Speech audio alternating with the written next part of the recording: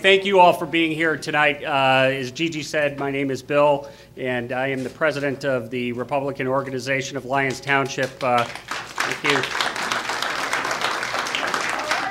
And very honored to hold that position, I might add. We have a number of distinguished guests here tonight. Would you please give a very warm welcome to the next Lieutenant Governor of the state of Illinois, Jason Plummer.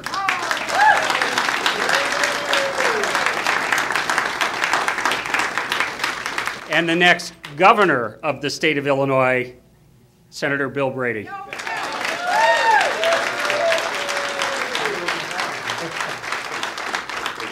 One of the founding members of the Republican Organization of Lyons Township, our former treasurer, Juddy Baar, to lead us in the grace. Thank you. I have to tell you, my qualifications for blessing are, that I'd like to be Pope, but what can I say? The job wasn't available. No, but seriously, in school, I went to a girls' school, and we had a chapel committee, and we would start every day with a prayer. And of course, giving the opportunity as a budding politician, I had to be able to talk. So as a result, after being on the chapel committee, here I am tonight.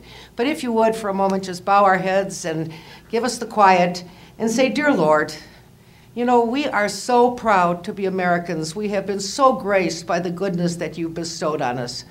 The times now are a bit difficult, but thank you for giving us the resilience and the tenacity to go forward. And thank you for giving us the quality of Republican candidates who go out there and who give of their time and sacrifice their families and their privacy and everything else that they do for the good of the order. Bless them, O Lord, help them along the way, and get our state back into order, and certainly watch out over America. Sometimes I think we worry about the fact that America is unraveling and things are getting bad. But you know what? You've always been there with us.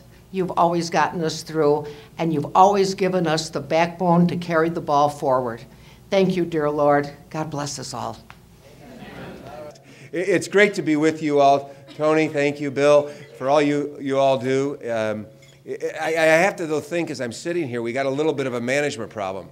And that is the fact that you've got 3 statewide candidates in one room on a Friday evening. Judy and Jason, we're going to have to start spreading ourselves a little more out than this. But it's so good to see Judy, someone that I've had the privilege of working with for a number of years. No one works harder and serves her state better. Judy, congratulations. Give her a round of applause. Thanks, Tony.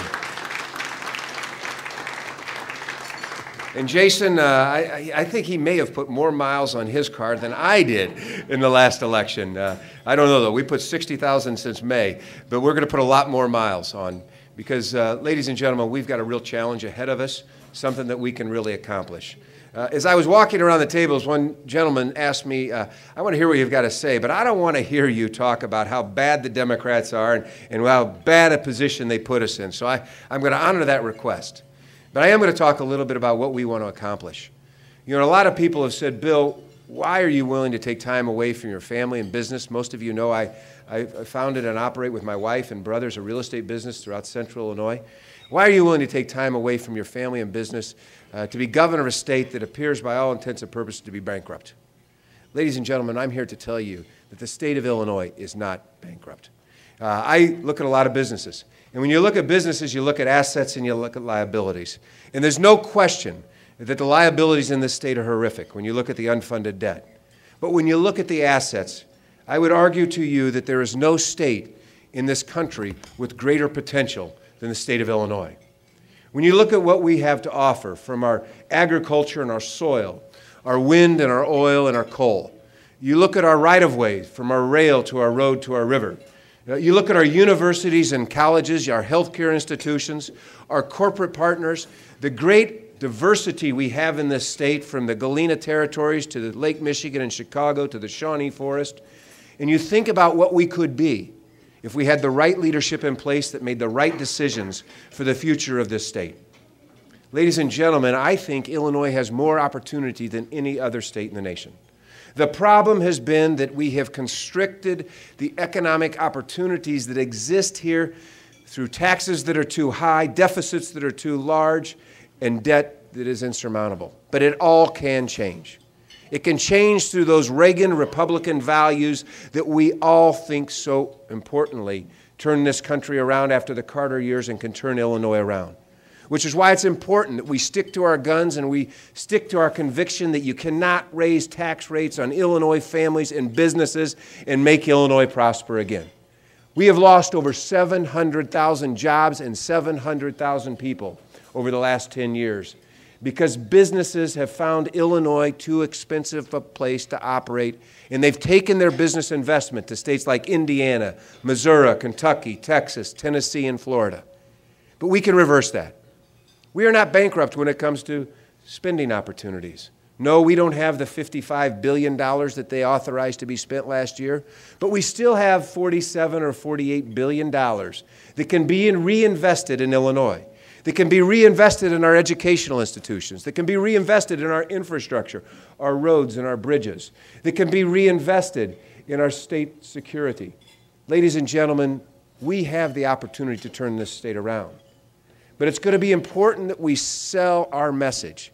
Pat Quinn is going to talk about why he's got to increase our taxes 50%, why he's got to take more money out of the pockets of families and businesses to build a bigger government.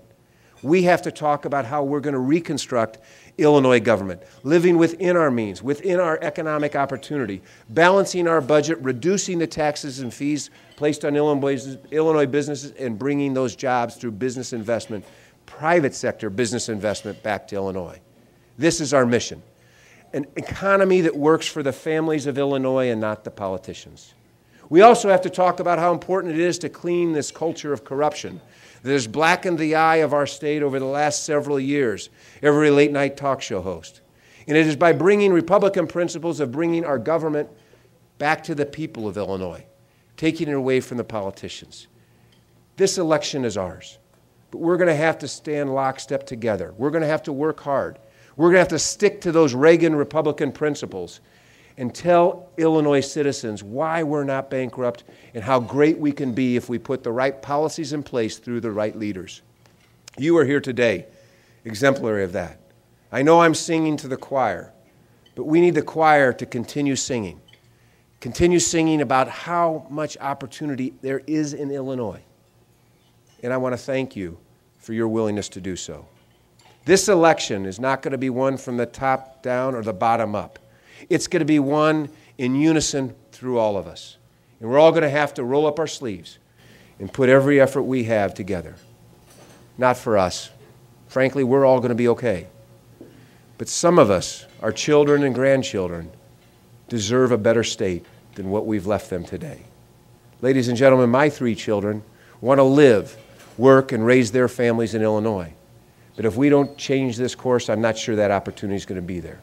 So it's incumbent upon us to be good stewards of what God's given us and make this great state the greatest state in the nation once again. Thank you for all you do. God bless you all. On to victory.